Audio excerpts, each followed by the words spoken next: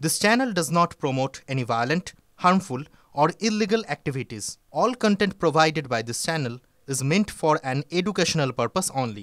Mark two one বিখ্যাত মার্কিন সাহিত্যিক, তিনি রাজনীতি সম্পর্কে কিছু কথা বলেছিলেন রাজনীতি হচ্ছে একমাত্র পেশা যেখানে চুরি জোচ্চুরি করে বা মিথ্যে কথা বলেও শ্রদ্ধা ভক্তি পাওয়া যায়।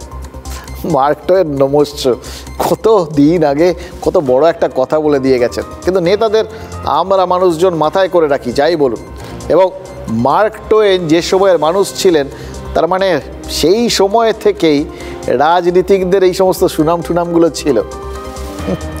আর মিথ্যে কথা বললে রাজনীতিতে কদর বাড়তো, এটাও আমরা বুঝে গেছি তখন থেকেই। অথচ দেখুন, আমরা ভাবি রাজনীতিতে দুর্নীতি, কেলেঙ্কারি, জোচ্চুরি, অসততার মতো কথাগুলো যেন জাস্ট এই হাল আমলে আমদানি হয়েছে, এই এখন কোনো মানে হয়? এই আরজি করের ঘটনাতেই দেখুন, তিলোত্তমার জন্য যারা বিচার চাইছেন সেই সমস্ত সাধারণ মানুষ, তারা কিন্তু কি অদ্ভুতভাবে মানে এই ধারণার বশবর্তী হয়েই রাজনীতির ছোঁয়াচ বাঁচাতে চাইছেন। মানে হয় কোনো? মেয়েদের রাত দখলের কর্মসূচি যারা ডেকেছিলেন, তারা বারবার বলার চেষ্টা করেছেন যে আন্দোলনে যেন কোনো রাজনৈতিক দলের পতাকা না থাকে। 4 দিন পর যুব ভারতী স্টেডিয়ামে যে ফুটবল সমর্থকরা প্রতিবাদের পরিকল্পনা করেছিলেন, তারাও বলেছিলেন তাদের অবস্থান অরাজনৈতিক। এরা কেউ বুঝতে পারেননি যে তিলোত্তমার ধর্ষণ আর খুনের ঘটনার পর থেকে অরাজনৈতিকের মতো রাজনৈতিক শব্দ আর কিচ্ছু নেই। সত্যি বলছি, ওই মেয়েটা নিজের জীবন দিয়ে আমাদের কত কিছু শিখিয়ে দিয়ে গেল, কত কিছু শিখিলাম আমরা। মানে ভাবতে পারিনি যে একটা ঘটনাকে কেন্দ্র করে কত রকম লেয়ারের পর লেয়ার খাড়া করে দেওয়া হতে পারে। একটা ঘটনাকে ক্রমশ পিছিয়ে যেতে দেখবো আমরা, দেখছিলাম যেরকম করে ওর বাবা মা দেখেছিলেন। সামনে রয়েছে মেয়ে, কিন্তু দেখতে পাচ্ছেন না। আবার কাছে গেলেন, আবার নেই, বডি চলে গেল বাড়ির সামনে। তারা তখন থানায়। বাড়িতে পৌঁছলেন, চট জলদি বডি চলে গেল শ্মশানে, টপকে টাপকে। কি অদ্ভুত না? লেয়ার লেয়ার পরপর খাড়া করে দেওয়া হচ্ছে। যে জিনিসটা সামনে সেটা ক্রমশ মনে হচ্ছে যেন দূরে হয়ে যাচ্ছে। এই যেরকম আমরা শিখলাম যেটাকে অরাজনৈতিক বলা হচ্ছে, রাজনীতি সেখানেই সব থেকে বেশি রয়েছে। 14ই আগস্টের মেয়েদের রাত দখলের অভিযান রাম বাম মানে বিজেপি আর সিপিআইএমের চক্রান্ত, এটা তো স্বয়ং মুখ্যমন্ত্রী আমাদের বুঝিয়ে দিয়েছিলেন, তাই না? মনে পড়ছে আপনাদের? আবার 18 তারিখের ওই মোহনবাগান ইস্টবেঙ্গল মহামেডান সমর্থকদের প্রতিবাদ কর্মসূচি দেখেও তো তৃণমূল বলেছিল বিরোধী দলগুলো লোক ঢুকিয়েছে। আর এখন ছাত্র সমাজের নামে যে নবান্ন অভিযানের ডাক দেওয়া হয়েছে, তাতেও রাম বামের চক্রান্ত রয়েছে বলে তৃণমূল অভিযোগ করছে। দেখুন, কে কার পেছনে রয়েছে সত্যি বলছি আমরা জানি না। এই পশ্চিমবঙ্গের ছাত্র সমাজ বলে কোনো কথা তো এর আগে শুনিনি। কোনো আন্দোলন এই ছাত্র সমাজের ব্যানারে ইদানিংকালে হয়নি। ফলে এই ছাত্র সমাজ কোথা থেকে এলো, হঠাৎ উঠলই বা কোথা থেকে, এটা আসলে কি, এটা নিয়ে প্রশ্ন উঠতেই পারে। তারাও তুলেছেন, ঠিকই আছে, নির্দিষ্টভাবে। যেহেতু রাজনৈতিক দল কিছু একটা প্রশ্ন তুললে প্রশ্নের সঙ্গে সঙ্গে কাউকে না গাঁথলে কী করে চলবে, সুতরাং যা আছে বিপক্ষে কি গেঁথে দেওয়া আর কি।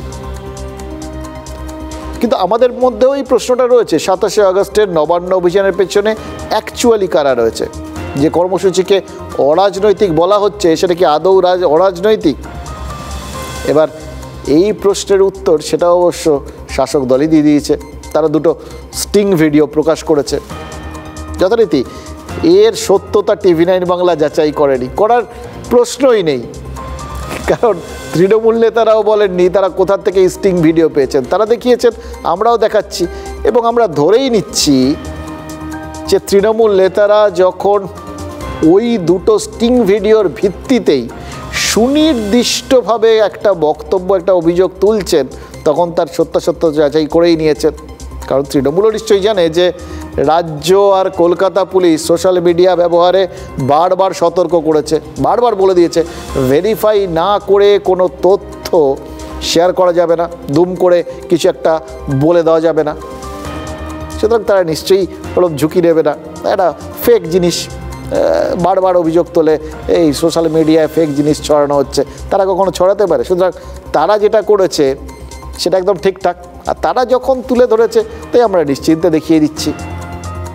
দেখুন, রাজনীতিতে যতই দুর্নীতি বা কেলেঙ্কারির কালি লাগুক, মার্ক টোয়েনের কথা মতো আমরা কিন্তু নেতাদের এখনও শ্রদ্ধার চোখেই দেখি। সুতরাং তাদের কথা অমৃত সমান। তারা যখন বলেছেন কারা দায়ী, তখন তারাই দায়ী। এবার দায়ী না তা জানি না, কিন্তু অরাজনৈতিক বিষয়টা যে আর অরাজনৈতিকভাবে দেখছেন না তারা, এটা তো বুঝতে পারছি। কি চলবে এখানে? রবার্ট বুলেট চলবে। রবার্ট বুলেট আমার মনে হয় না ওরা বুলেট চালাবে, কারণ ওরা কিন্তু একটা জিনিস বুঝেছে, কিন্তু এরা চালাতে বাধ্য করাবে। অবশ্যই যদি না বডি না পড়ছে কোনোদিনও মনে করবে না বডি পড়তে। এবার আমাদের ধারণা বডি ওখানে পড়বেই 27 তারিখ। ওইটা না হলে ধরতাম না। একটা দুটো বডি যদি না পড়ে কিচ্ছু তোমাকে মারবো, হ্যাঁ, এটা কিন্তু যত মেরে ফেললে কিন্তু আর আমরা ভয়টা কেটে যাবে। একদম মারবো করে যদি ছুটায় এখন, হ্যাঁ, তাহলে কিন্তু কাজ। যে ধরো সিপিএম ফরওয়ার্ড ব্লক একসঙ্গে থেকে, ফরওয়ার্ড ব্লক হচ্ছে তোমার সিপিএম এর বিরুদ্ধে, বামফ্রন্টের বিরুদ্ধে গিয়ে কিন্তু তোমার হচ্ছে যে আন্দোলন করতে গিয়ে 5টা ডেড বডি 5 জনের গুলি করছে, মনে পড়ছে? একদম। এটা সোশ্যাল মিডিয়া দিয়ে লোক খেপিয়ে হাওয়ায় গন্ডগোলের চেষ্টা হচ্ছে। কার মধ্যে বিজেপি, এবিভিপি, আরএসএস এর কিছু লোক যারা এগুলো প্রমোট করছে, এর মধ্যে সিপিএম মনোভাবাপন্ন কিছু আন্দোলনকারী গোষ্ঠী তার মধ্যে আছে। বাইরে রাজ্য থেকেও নির্দিষ্ট গ্রুপ করে করে কিছু লোক বাংলায় নাশকতার জন্য ঢোকানোর চেষ্টা হতে পারে। পুলিশের পোশাক পরে, পুলিশের ভুয়ো পোশাক এরা তৈরি করে নিজেরা কোনো গুলি চালানো বা এমন কোনো কিছু করা যাতে সরকার এবং পুলিশ সম্পর্কে ভুল ধারণা তৈরি হয়। গোটাটাই শকুনের রাজনীতি হচ্ছে।